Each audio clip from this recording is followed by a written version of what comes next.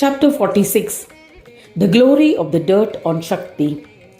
Om Shri Ganeshaya Namaha. Mudgalacharya continued to narrate the legend. All the Devas discussed the situation, and Shankara sent Brahma and some Brahmins to extend friendship to the Purusha. That Purusha, armed with a club, looked angrily at Brahmadeva, who was coming towards him. Brahmadeva fled in fright. As he ran, he said to him, "O child, we all Brahmins have come to you, unarmed, with a proposal. At least listen to it and think about it." But that Purusha did not understand and was not pacified. Brahma retreated and returned to Shambhu and recounted the situation. Shiva, his eyes red with rage, went with Vishnu to battle. The Purusha armed himself with his club. Purusha attacked Shambhu with his club and wounded him in his chest. Shambhu was reminded of Yama. The Trishul slipped from Shambhu's hand as he collapsed. Vishnu entered the battlefield and engaged in a duel with his mace with the Purusha. Just then Shankara with his Trishul beheaded the Purusha. Purusha succumbed. Hearing the news of the death of Purusha, Parvati was filled with wrath and she created 10 million Shaktis. She commanded them to destroy the whole world. Seeing them advancing, Devas were terrified. Shankara sent Narada, some Brahmins, Gandharvas, and some celestial beings to Parvati via the aerial route. All of them prostrated to Parvati and sang her praise with devotion. They pleaded, "O Jagadamba, save this universe which is your creation." All of them extolled her. Parvati replied in anger, "Why did all the Devas conspire to kill my son? Now revive him, or else I will destroy the whole world. There is no doubt about it." Accepting the orders of Parvati, all the Devas approached Shankara. She commanded the Shaktis to stop. All the Devas and Shankara arrived there. He informed her with great sorrow that Apsaras had taken away the decapitated head of the child who was killed in war. Then Shiva ordered his Ganas, "Bring the head of the first being you see. We shall attach it to the child." Just then Gajasura, inspired by Narada, advanced to kill all Devas. Seeing him, all of them fled in different directions out of fear. As he tried to find them, he reached near Shambhu. Seeing him, Shankara picked up his trident and immediately beheaded Gajasura.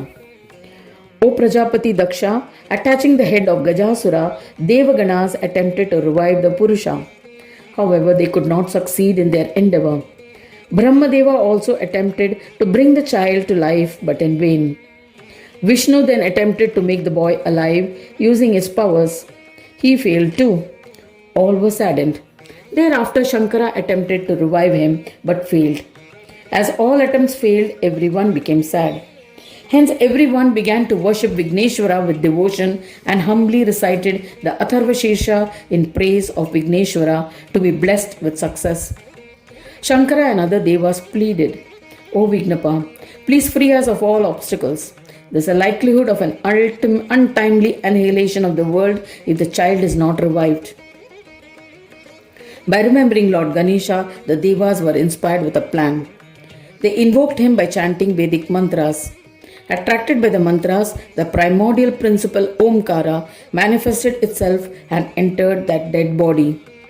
As a result of this, the Purusha child was revived and sat up. All Devas were endowed with knowledge. What could not be achieved by Shiva, Brahma, and Vishnu was done by Ganesha. Hence, he must be the most supreme divine. They also became bereft of all obstacles. Seeing the boy with the face of an elephant, in whose heart resided Pranava, all Devas began to extol Pranava. They chanted different stotras in praise of this Lord of Devas. They decided that his puja must be performed before the commencement of any deed. Daksha asked Mudgalacharya, "Ganesha is the embodiment of Omkara. There is no doubt about it. How was he created from the dirt on the body of Parvati? Why did he bear the head of a Daitya? This is beyond my comprehension. Can you please clarify this doubt? O Mahatma, this legend will enlighten and purify me." Mudgalacharya elucidated. The daughter of Daksha Sati, who was in your house, was reborn as Parvati, daughter of Himalaya. When Shankara was meditating in Himalayas, Parvati was serving him, and Shankara recognized her as his wife from her earlier life. He remembered Sati, who had immolated herself by jumping into the Yajna fire and had taken birth as Parvati, the daughter of Shaila, who was Himalaya. Sati had gone to her father's house despite refusing permission. Therefore, I shall not marry the disobedient one in the form of Parvati.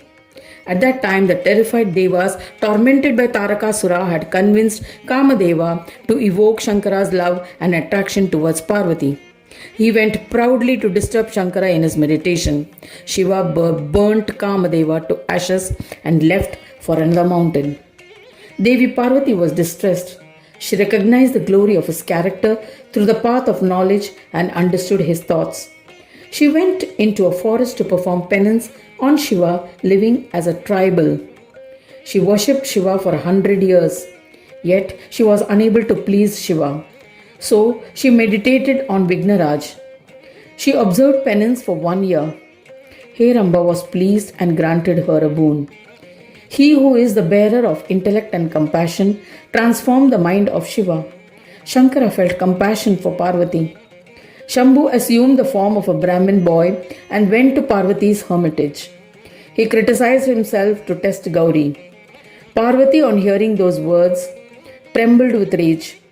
She defended Shankara, explaining his true nature to the Brahmin, but he continued with the criticism. She got up from her seat and left. He followed her and continued his misdeeds. Eventually, he was convinced. Then Shiva revealed his true form. Parvati then bowed to him and recited stotras in his praise.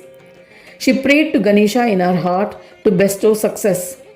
Heeding to her prayers, Shankara, pleased with the penance, granted her a boon. She had become emancipated from the penance. He said, "O Gauri, listen.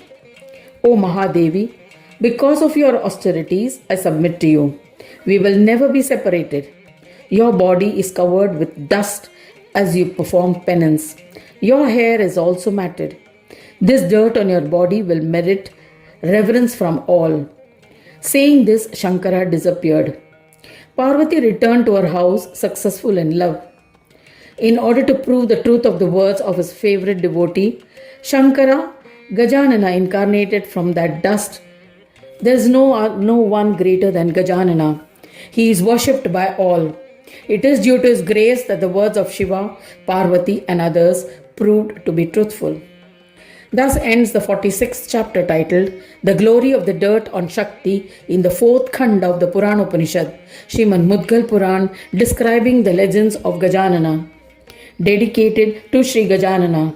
End of chapter 46.